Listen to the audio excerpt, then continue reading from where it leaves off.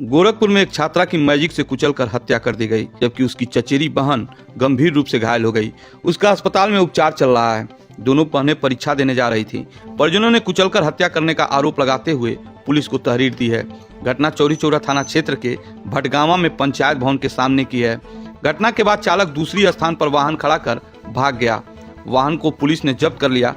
पूरी घटना सीसीटीवी कैमरे में कैद हो गई।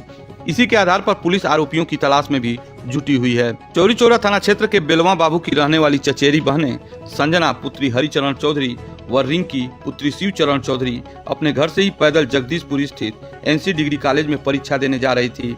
वे भटगांवा गांव के पंचायत भवन के पास से गुजर रही थी।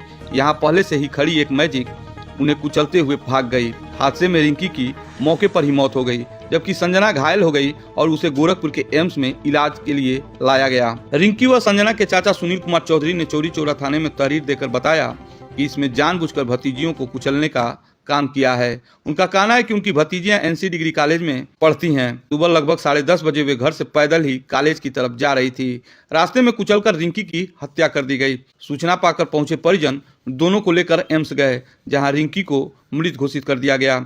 संजना का इलाज वहीं एम्स में अभी भी चल रहा है। यह घटना सीसीटीवी कैमरे में कैद हो गई। फुटेज में यह साफ नजर आ रहा है कि पहले धीमी गति से मैजिक आकर पंचायत भवन के सामने खड़ी होती है।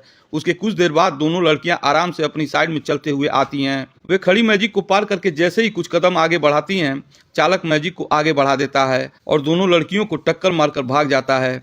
जिस तरह से मैजिक आकर खड़ी हुई, उससे यह तय है कि चालक पारंगत था। वाहन कैथवलिया के रहने वाले एक बुजुर्ग व्यक्ति के नाम है।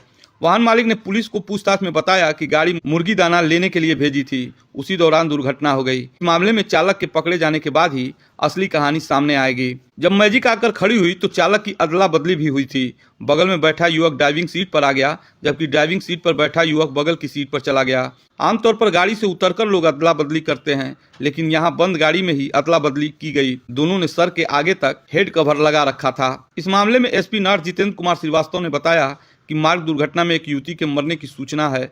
वाहन को जब्त भी कर लिया गया है।